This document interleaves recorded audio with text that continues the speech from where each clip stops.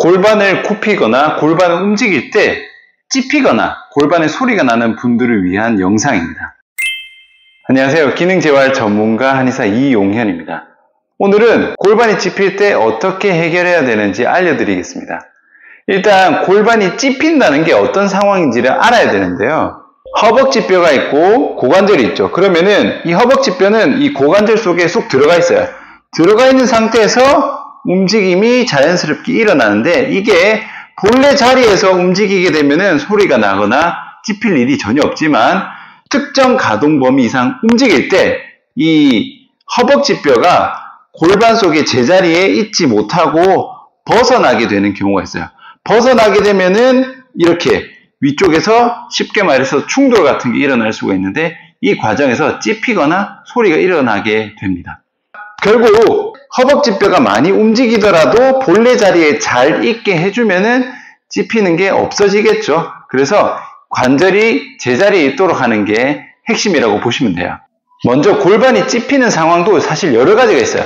골반을 올릴 때 혹은 뒤로 보낼 때 옆으로 들 때 여러 가지 상황에서 찝힘이 발생을 하게 되는데 각 움직임마다 사용되는 근육이 모두 다르기 때문에 찝힐 때 무조건 이게 좋다. 사실 이런 건 없어요. 그래서 어떤 움직임에서 찝힘이 발생하는지 체크를 해야 되고 그리고 골반 주변의 근육들의 기능을 검사를 해야 정확하게 찾을 수 있다는 점을 미리 알려드리고요. 일단 그 부분은 혼자서 하기 힘들기 때문에 제가 찝힘의 가장 일반적인 상황이라고 전제를 하고 어떻게 평가하고 해결하는지 알려드리겠습니다.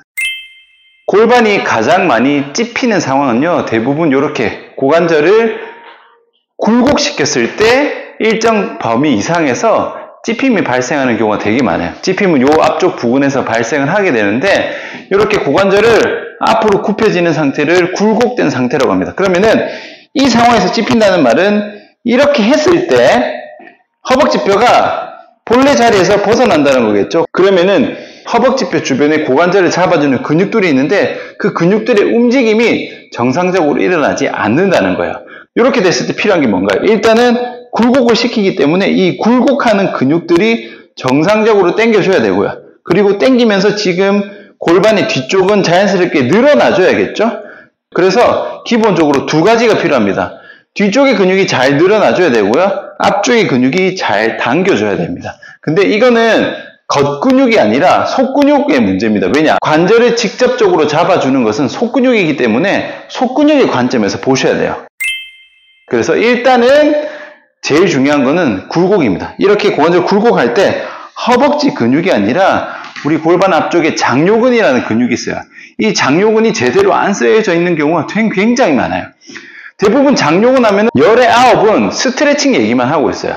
장요근이 단축되어 있다, 장요근이 뭉쳐 있어서 풀어줘야 된다, 스트레칭 해줘야 된다, 마사지 해줘야 된다 이런 경우가 되게 많은데 실제로 장요근 근육 검사를 해보면은 장요근을 못 쓰는 경우가 훨씬 더 많습니다. 이게 단순히 골반이 이렇게 전방경사 되어 있으니까 짧아졌으니까 풀어줘야지 이렇게 단순하게 구조적으로 접근해서 풀어줘야 된다는 얘기를 하는데요. 이거는 기능적으로 몸을 바라보지 못하고 1차원적으로 보니까 짧아졌으니까 운동시키면 안 되라고 생각을 하는 거야. 짧아져 있든 늘어나져 있든 기본적으로 근육은 수축을 할 수 있어야 되고 정상적인 기능이 작동돼야 됩니다. 그래서 장요근의 검사를 해보는 게 가장 좋지만 혼자서 검사를 할 수 없기 때문에 제가 요거를 확인하는 방법을 알려드릴 거예요. 그래서 일단은 먼저 아셔야 되는 게 장요근이라고 무조건 스트레칭 하는 게 아니다. 장요근이 짧아져 보일지라도 기능을 제대로 쓰기 위해서는 장요근을 활성화시켜줘야 됩니다. 그래서 이 앞쪽에 있는 장요근을 활성화시키면은 고관절 굴곡이 제대로 일어날 수가 있고요.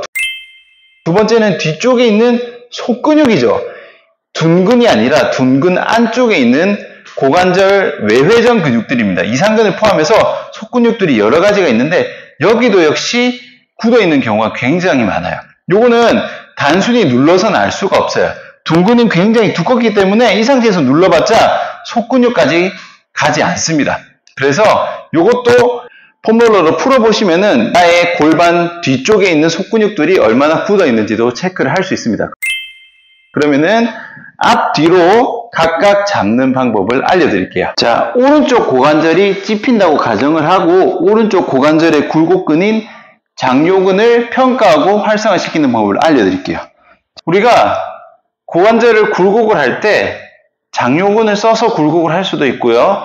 장요근을 잘 쓰지 못하면 이 대퇴직근 그리고 골반 서해부 쪽 이쪽의 근육을 과하게 사용을 해서 굴곡을 하게 됩니다. 근데 중요한 게 뭐냐면 제가 장요근을 써서 고관절을 굴곡하는 모습과 장요근을 안 써서 고관절을 굴곡하는 모습을 보여드릴게요. 자, 먼저 장요근을 안 쓰고 고관절을 굴곡해 볼게요. 지금 제가 장요근을 전혀 안 썼습니다. 자, 이번에는 제가 장요근을 써서 고관절 굴곡을 해볼게요.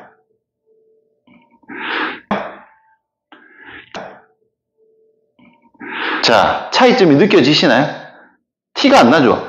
단순한 움직임으로서는 장요근이 썼는지 안 썼는지 구별이 안 가요.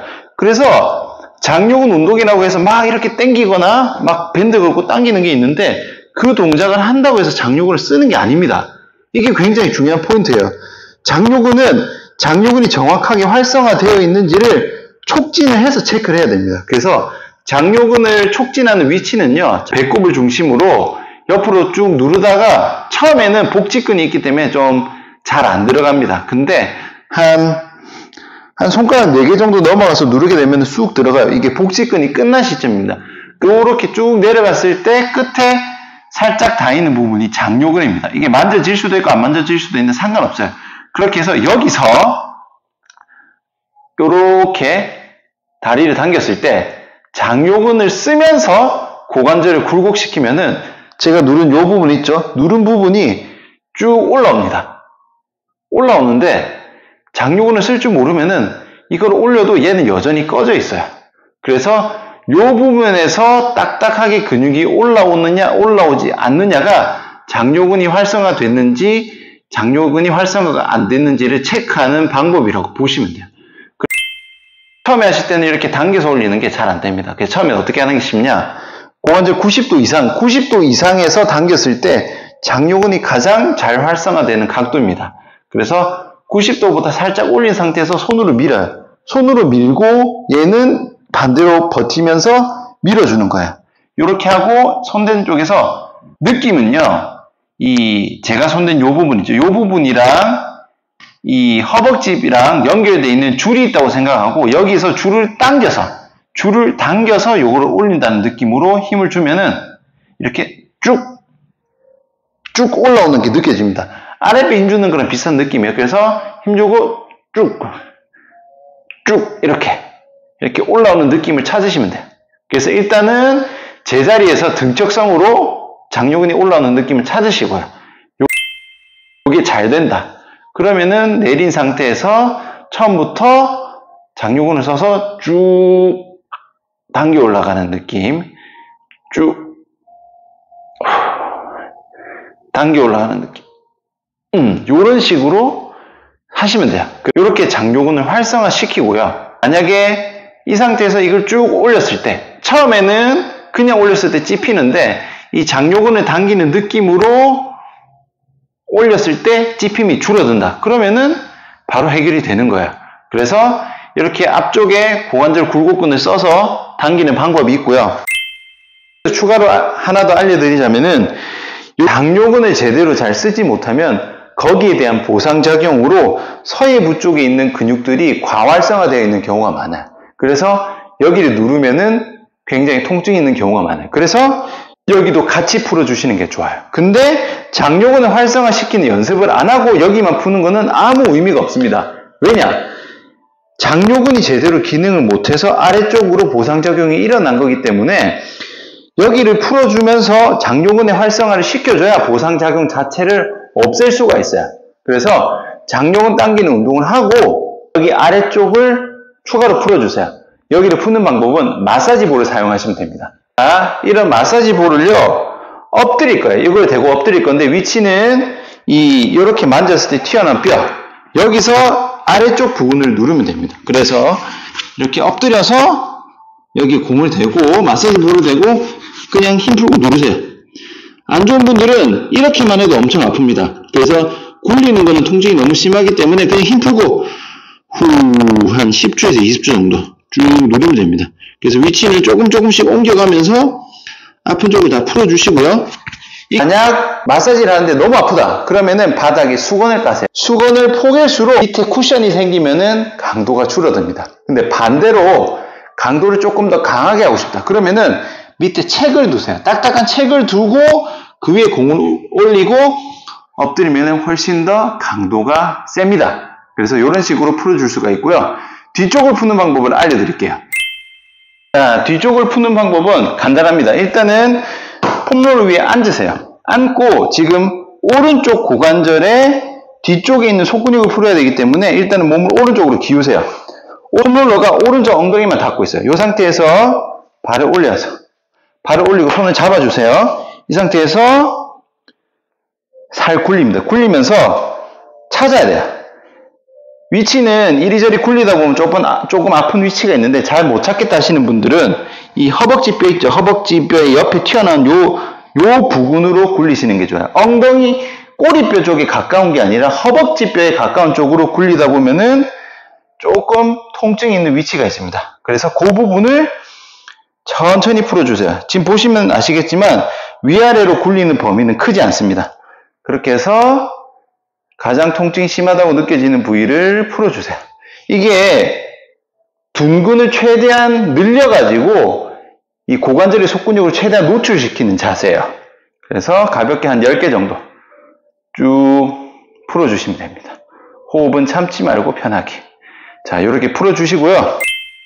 그럼 앞쪽에 있는 장요근을 활성화시키고 뒤쪽에 있는 고관절 속근육을 풀었죠. 그러면은 굴곡을 더 잘하기 위한 조건이 완성되었습니다. 그래서 처음에 고관절을 굴곡시켰을 때 찝히는 위치를 체크를 하시고요. 그리고 제가 오늘 알려드린 앞쪽의 운동과 뒤쪽이 이완하는 것을 한 다음에 다시 한 번 더 같은 범위에서 찝힘의 정도를 체크해 보세요. 그래서 처음보다 찝힘이 줄었다면은 지금처럼 이 방식으로 찝힘을 해결하시면 되고요.